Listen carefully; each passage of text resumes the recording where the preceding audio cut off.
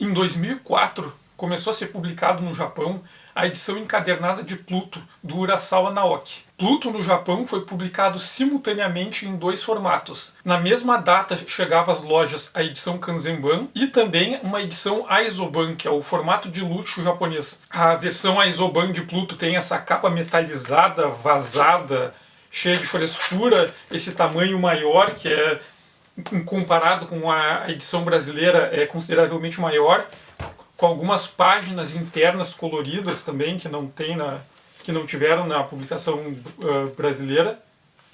Mas quando a Panini lançou essa edição nacional, ela perdeu uma grande oportunidade, porque a edição japonesa do Pluto encadernado vinha com um volume extra, que era justamente a história da qual Pluto foi baseada, que é a obra do Tezuka Osamu, um arco do Tetsuya Atom que foi publicado entre 1964 e 1965, chamado Chijo Saidai no Roboto, que a tradução seria algo como o maior robô sobre a Terra. E essa história é um arco da série regular do Tetsuya Atom. E é uma coisa pra gente pensar, por que uma história do Atom escrito pelo Tezuka nos anos 60 marcou tanto o Urasawa, mexeu tanto com ele, que ele acreditou que valia a pena fazer um remake. O que tem de tão especial nessa história do Tezuka para marcar desse jeito o Urasawa? E bom, a história começa com um vulcão, uma área vulcânica, e com uma narração falando sobre a existência do Pluto, e é uma narração tanto melancólica, que fala sobre o Pluto e sobre ele ter enfrentado 6 robôs. E logo em seguida o Tezuka mostra que quem está narrando é o próprio Tezuka. Ele se desenha na história, então passa a contar a história do Pluto. Então a premissa do maior robô sobre a Terra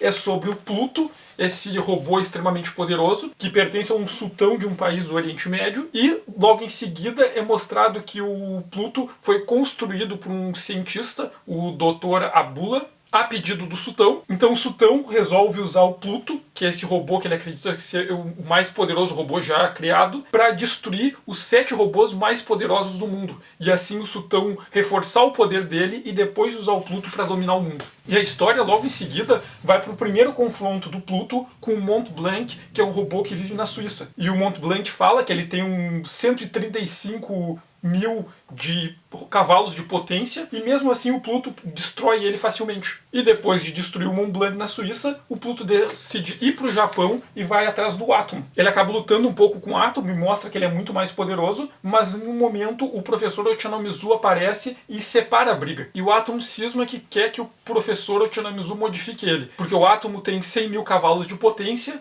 e ele quer que o Dr. Ochanomizu modifique ele para que ele adquira 1 milhão de cavalos de potência e poder usar esse poder para derrotar o Pluto. Só que o Ochanomizu acaba não querendo modificar o Atom, porque dar esse poder pro Atom seria como transformar ele numa arma. Ele ia ficar uma criatura extremamente poderosa. E o que ele ia fazer com esse poder? Ele teria a sabedoria para usar esse poder e resolver todos os conflitos com uma busca de se tornar cada vez mais poderoso. Será que é o melhor caminho? Enquanto o Atom fica nesse dilema que ele precisa ser mais poderoso para derrotar o Pluto, mas o Ochanomizu não quer modificar ele, não quer deixar ele mais poderoso porque ele se tornaria uma arma perigosa, o Pluto passa a sistematicamente procurar os outros 5 robôs para desafiar eles para duelos e ir destruindo eles um por um. E o Tezuka, enquanto faz isso, ele vai contextualizando cada um dos robôs e mostrando um pouco da vida de cada um desses robôs para o leitor acabar criando um vínculo afetivo com eles antes deles finalmente lutarem com o Pluto 1 a 1 e sendo destruídos pelo Pluto 1 a 1. Só que pra gente entender o que tem de especial nessa história, primeiro a gente tem que voltar um pouco pro surgimento do Atom. Apesar do Atom ter ficado famoso com a série regular dele chamada Tetsuan Atom, o Atom Braço de Ferro, o personagem surgiu originalmente numa história anterior chamada Atom Taishi, o embaixador átomo. E esse epíteto de embaixador é algo extremamente importante na concepção do personagem. Nessa primeira história do Atom, o Tezuka conta a origem dele, né? Existia o Dr. Tenma, que era o ministro das ciências do Japão em um futuro do distante ano de 2003. E o filho do Dr. Tenma, um menino chamado Tobio, morre num acidente. Então o Tenma fica muito chocado pela perda do filho, abandona o cargo dele e passa a se dedicar numa obsessão para criar uma forma de vida artificial, criar um robô, que ele é um especialista em robótica, que fosse igual ao filho dele, para tentar ocupar o lugar do filho dele e diminuir a dor que ele tinha com o sofrimento de ter perdido o Tóbio. Então ele não só constrói esse robô, que é o Atom, como desenvolve uma tecnologia para esse robô ter emoções humanas. Só que quando o Atom finalmente fica pronto, tem aquele menino que é igual ao Tóbio, que é capaz de ter sentimentos humanos e emoções. O Dr. Tema olha para ele e começa a sentir repulsa. Porque, apesar de ser muito parecido com o filho dele, não é o filho dele. O Tóbio era o menino que ia dizer não pra ele, que ia discordar dele, que ia teimar. E o Atom, apesar de ter sentimentos, ele concorda com tudo, ele se comporta bem. Então, cada reação que o Atom tem não são as mesmas reações do Tóbio. Então, é um simulacro que parece muito com o Tóbio, só que ao mesmo tempo falta alguma coisa que cada vez que o Átomo age, o Dr. Tema lembra que aquele não é o Tóbio, aquele não é o filho dele. E em vez de diminuir o sofrimento por ter perdido o filho dele, o Átomo faz ele relembrar do filho dele e relembrar que ele nunca mais vai ter o Tóbio. Então, aumentou o sofrimento dele, ele começa a ter repulsa com o Átomo e ele joga o Átomo fora. Então o Átomo acaba indo parar num circo, né? Tem tudo a ver com a ideia dele como uma aberração, como essa criatura que não é humana, mas que não é um robô normal, porque ele tem sentimentos, ele não se encaixa em nenhum dos lados. E lá o Dr. Ochanamizu, que é o novo ministro das ciências, vê o Atom e fica maravilhado. Ele acha o Atom uma coisa incrível. Um robô com formato de menino, que tem um gerador nuclear como fonte de energia extremamente poderoso e que tem sentimentos humanos. E o Ochanamizu acaba achando o Atom fantástico e o Atom acaba sendo adotado. Só nessa origem do Atom escrita pelo Tezuka já dá pra gente pensar várias coisas a respeito. Uma das coisas interessantes que a gente pode pensar sobre a origem do átomo pode vir de uma comparação com uma hipótese apresentada em 1970 por um pesquisador de robótica japonês chamado Mori Masahiro. O Mori apresentou uma teoria que ele chama de Teoria do Vale da Estranheza. E a Teoria do Vale da Estranheza tem esse nome a partir do gráfico que o Mori construiu para representar ela. O Mori apresentou um gráfico em que o eixo do X representaria a similaridade que objetos têm com a forma humana. E o eixo Y representa a capacidade de empatia e de estabelecimento de um vínculo emocional que as pessoas têm com esse objeto. Então a tese do Mori parte da ideia de que quanto mais parecido com a condição humana, com a forma humana, quanto mais parecido com nós, com um objeto mais fácil é para nós humanos estabelecermos vínculos emocionais com esse objeto. Então um robô que é um robô, por exemplo, daqueles que trabalham em indústria, que é só uma garra, um braço que solda, a gente olha para esse robô e ele parece um objeto com que a gente não tem nenhum tipo de vínculo. É como olhar para um tijolo, é só uma coisa. Mas um robô humanoide que tem uma forma parecida com a humana, com braços e pernas,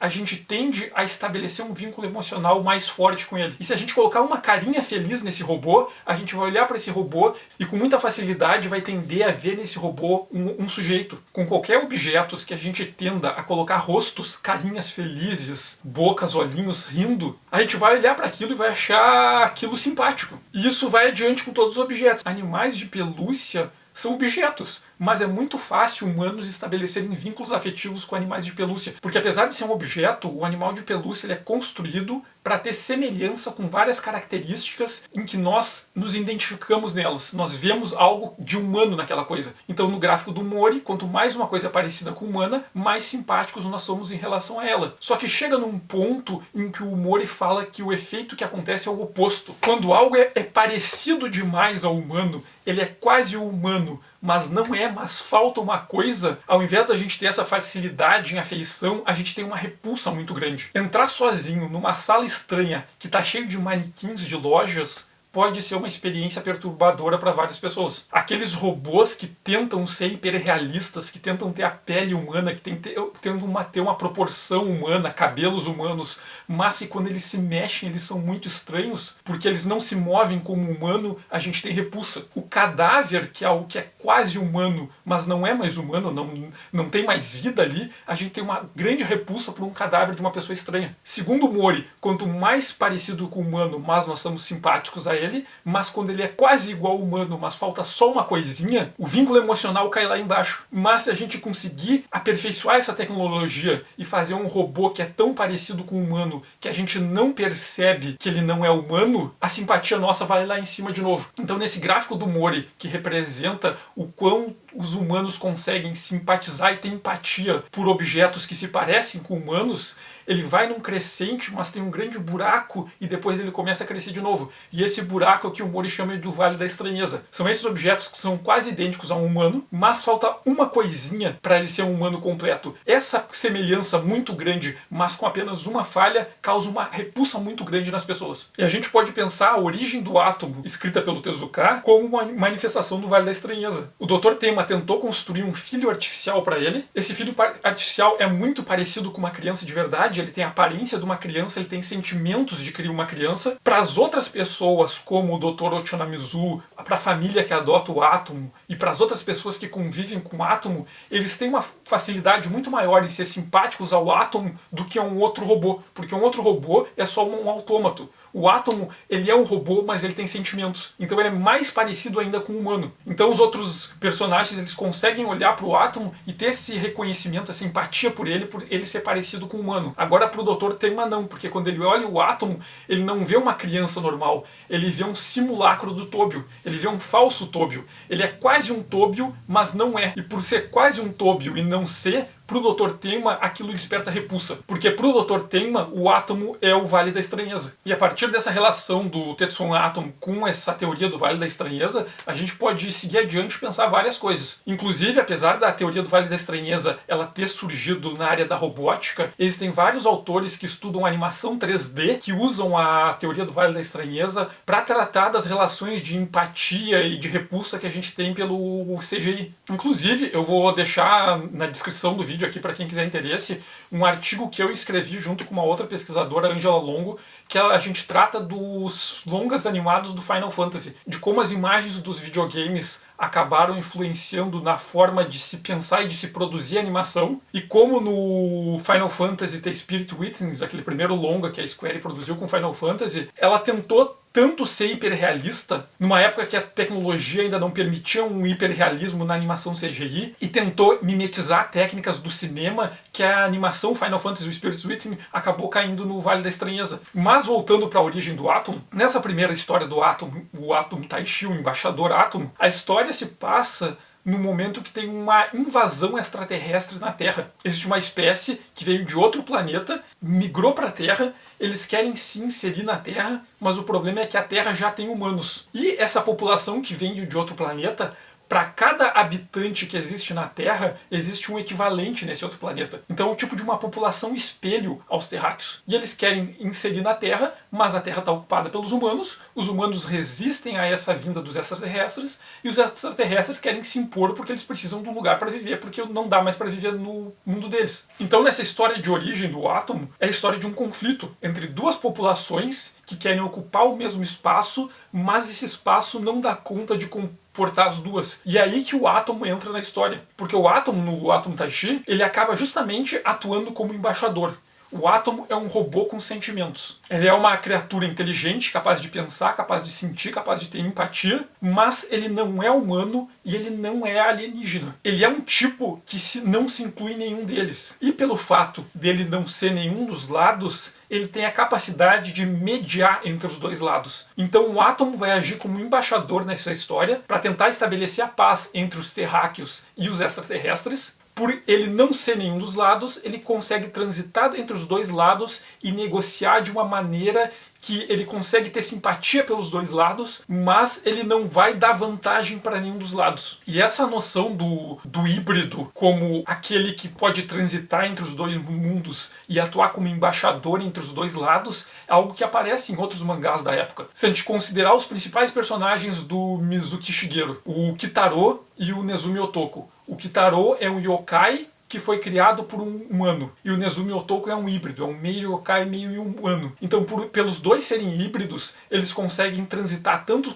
pelo mundo sobrenatural como pelo mundo humano e fazer a mediação. Eles conseguem resolver conflitos entre o sobrenatural e o humano, porque eles não são exatamente nenhum dos lados, e essa condição híbrida dá para eles a capacidade de negociar e de mediar entre as duas forças, que é algo que depois o Ishinomori vai subverter, porque o Ishinomori, nos anos 60, 70, ele vai justamente querer falar sobre xenofobia, sobre racismo, e ele vai falar o contrário. O híbrido, aquele cara que não se encaixa em nenhum dos lados, ele vai ser rejeitado pelos dois lados. E apesar dos heróis híbridos do Ishinomori tentarem mediar, tentarem ser embaixadores, eles têm esse outro conflito, que é eles estão mediando entre as duas forças, mas nenhum desses lados aceita eles por completo. Mas na obra do Tezuka, como era na obra do Mizuki também, e de outros autores ali dos anos 60, essa condição de híbrido dava para eles a capacidade de transitar pelos dois mundos. E se a gente pensar no contexto em que o Atom Taishi foi escrito, o Tezuka ele estava falando sobre a ocupação dos Estados Unidos no Japão, sobre o Japão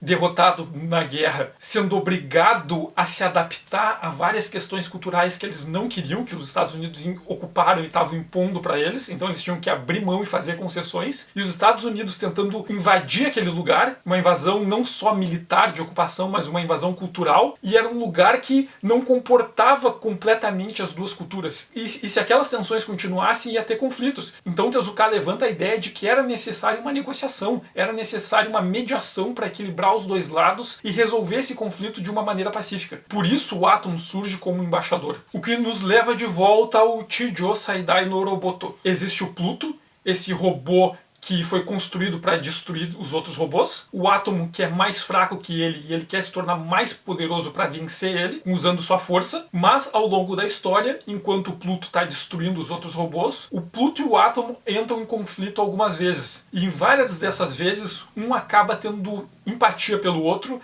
e um acaba salvando o outro.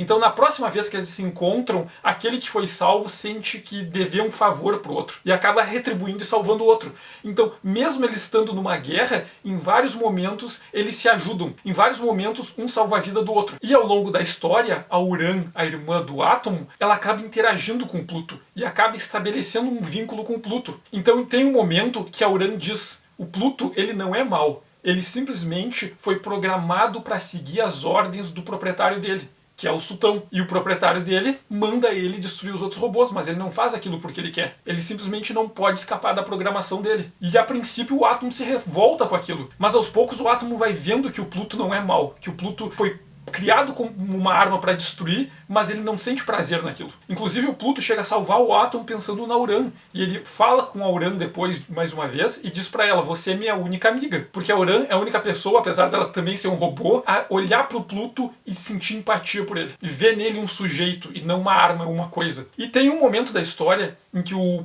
Dr. Ochanomizu foi capturado pelo Sultão, e o átomo acha que ele precisa muito ter aquele 1 milhão de poder para conseguir derrotar o Pluto, acabar com a destruição dos robôs e salvar o Ochanomizu, e ele acaba procurando o pai dele, o Dr. Tenma. E o Dr. Tenma, o Tezuka trabalha ele com uma espécie de antagonia ao Ochanomizu. Enquanto o Ochanomizu é um cientista que pensa na ética, o Tenma é um cientista moral. E quando o átomo pede pro Tenma para dar mais poder para ele, o Tenma aceita e faz o átomo passar por uma modificação que vai dar para ele 1 milhão de cavalos de potência. E quando o átomo consegue 1 milhão de cavalos de potência, o efeito que faz no átomo é transformar ele nesse Super Saiyajin. Ele fica luminoso, com os cabelos claros brilhando e super forte, e ele fica tão forte que ele se descontrola com o uso do poder dele e acaba se perdendo no fundo do mar, numa fossa abissal. E o Pluto, vendo aquilo, decide salvar o átomo, entregar ele para Uran, para ele se recuperar, e só depois eles lutarem a luta definitiva deles. Então, quando o átomo consegue esse poder que ele queria, o poder não ajuda ele a resolver o problema, o poder se volta contra ele. E, bom, eu não vou falar o final da história, porque tem alguns plot twists, e para quem não leu, vale a pena ler essa história. Mas o importante aqui é o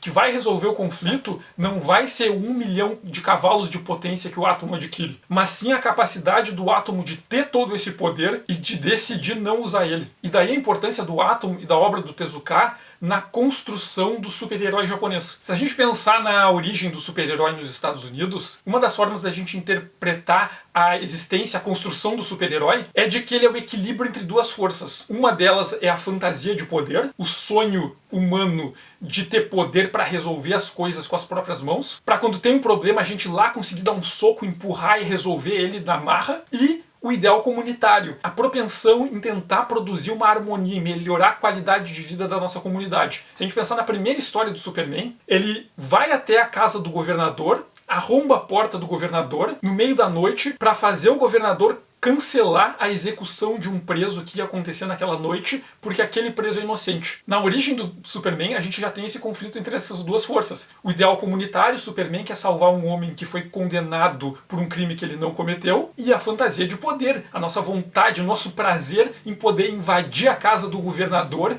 e obrigar o governador do estado a fazer o que é certo, a fazer o que é justo. E ao longo da história dos super-heróis, a gente vai ter momentos em que essas duas forças elas vão avançar e recuar uma sobre a outra. Então tem momentos em que a fantasia de poder vai ser mais forte, por exemplo, os quadrinhos dos anos 90, que vai ter aqueles heróis fortões que resolvem tudo na porrada. Aquilo ali é a fantasia de poder em excesso. Em alguns outros momentos, a gente vai ter o ideal comunitário sobressaindo. O Arqueiro Verde e o Lanterna Verde repensando o papel do super-herói. Ou mesmo a desconstrução dos super-heróis nos anos 80, quando aquelas histórias que mostram, se a gente tivesse super-heróis de verdade, esses caras iam ficar tão loucos na fantasia de poder deles que eles iam se esquecer do bem comunitário. Então o conceito do super-herói acaba sendo uma balança entre esses dois pesos. E esse é um dos motivos por que eu não gosto dos filmes de super-herói do Zack Snyder. O Zack Snyder, ele esquece do valor comunitário e transforma o super-herói deles em fantasia de poder pura. E um super-herói que é pura fantasia de poder, ele pode ser super, mas ele não é mais herói. Ele é outra coisa. Agora, se a gente pensar no super-herói japonês, como ele foi construído a partir do átomo do Tezuka, nós vamos acabar percebendo que muitas vezes o super-herói no Japão, ele é justamente a negação da fantasia de poder. O átomo é um robô super poderoso, ele estava num conflito em que uma força extraterrestre estava tentando invadir a Terra. Um super-herói dos Estados Unidos provavelmente ia lutar contra esses extraterrestres e expulsar eles para salvar a Terra. O Átomo, ele virou embaixador e mediou um acordo entre os dois lados. O Átomo, diante do Pluto, ele queria ter poder para ser mais poderoso que o Pluto e derrotar o Pluto. Mas quando ele adquire esse poder, ele percebe, peraí, não é com porrada que eu vou resolver esse conflito. Existem outros jeitos de se lidar com isso. Então ele opta não por resolver com o poder dele, mas, de novo, sendo um embaixador. E essa noção do herói como embaixador, como um herói que abre mão da fantasia de poder, vai aparecer várias vezes. No Baron One, do Saito Takao, que inclusive eu fiz aqui um vídeo, que foi a obra que inspirou o Ishinomori a construir os heróis deles depois. O Baron One é um super-herói que ele se constitui da dialética. São duas forças opostas, aqueles dois meninos com tendências opostas, o Apolíneo e o Dionisíaco, que se combinam num ser só, que é uma mediação entre essas duas forças, e ele age como um super-herói que ele não tá lá pra destruir, pra vencer tudo na porrada. Ele luta contra um vilão que na verdade é uma abstração, que é uma força que impele as pessoas a serem agressivas e violentas. Os heróis do Shinomori, como o Kamen Rider, o Cyborg 009 e outros, apesar deles terem poder, eles não se reconhecem no poder. Eles foram modificados para se transformar em criaturas poderosas, mas quando eles se veem nessas formas poderosas, eles começam a ter aversão em relação a esse poder que eles adquiriram, essa forma poderosa que eles se tornaram. E eles querem deixar de ser esse poder e voltar a ser humanos normais. E mesmo as versões mais recentes de Kamen Rider, se a gente pensar em Kamen Rider Force, tem aquele protagonista que parece um arruaceiro juvenil, só que o objetivo dele é ser amigo de todo mundo. O Kamen Rider Gain, que é inspirado no Sengoku Jidai, na era da nação em guerra do Japão, aquele período do século XV, XVI, em que o Japão estava numa guerra generalizada. Então a história é sobre várias facções que estão em guerra, e a gente tem um protagonista que está no meio desse conflito, dessa guerra entre várias facções, e ele está tentando apaziguar o conflito. O Kamen Rider Build é sobre um Japão que foi dividido em 3 nações menores que estão em guerra entre elas, e o protagonista é um cientista que perdeu a memória, e ele descobre que na verdade ele era um cara que produzia armas para essa guerra, e ele resolve se reinventar e atuar como uma força que vai mediar o conflito para reunificar o Japão, mas não reunificar o Japão como um Nobunaga, que era conquistar o Japão e fazer dele um império único. Não, é reunificar o Japão fazendo as pessoas terem empatia uma pelas outras e se reconhecer uma nas outras. O super-herói japonês, ele vai acabar herdando do Atom essa ideia de que o que faz dele herói não é a fantasia de poder, mas é conseguir abrir mão da fantasia de poder. É ter o poder para resolver as coisas na porrada, mas chegar no momento e dizer: eu não vou resolver isso com a porrada. Eu abro mão de dar porrada e vou negociar entre os dois lados pra gente chegar a um acordo, a gente chegar a um meio termo e resolver esse conflito de uma maneira diplomática. E é por isso que o Chijo Saidai no Roboto é uma história tão marcante, porque é uma história em que o átomo resolve um dos maiores conflitos que ele já passou, o inimigo mais poderoso que ele já enfrentou, e ele não vai resolver esse conflito descendo a porrada no inimigo dele. Ele vai resolver esse conflito tendo empatia pelo inimigo. E vai fazer parte desse processo de construir o super-herói japonês como embaixador, como mediador. E daí a gente pode entender porque essa obra foi tão importante para o Urasawa, porque que ele conta num dos pós-fácios o quanto essa história marcou ele quando ele leu quando ele era criança e quando ele releu quando era adulto. E porque ele achou que valia a pena fazer um remake, sendo que no remake dele, no Pluto, de novo ele trata dessas questões da guerra, do conflito e da mediação do conflito. E eu acho que a Panini perdeu uma oportunidade enorme de ter lançado mais um volume na edição nacional do Pluto, incluindo a história original do Tezuka. E essa história ela foi republicada várias vezes em vários formatos, então acredito que deva ser fácil encontrar ela, inclusive em inglês. E ela vale a pena não só por ela própria, que é uma história muito bacana, como pelo fato que ela ajuda a entender o conceito japonês de super-herói e ajuda a entender a obra do Urasawa. E por hoje era isso. Peço que vocês curtam, compartilhem o vídeo, porque sempre ajuda. Também quem tiver comentários para fazer, pode fazer os comentários aí, que eu vou responder tudo na medida do possível. E obrigado e até o próximo vídeo.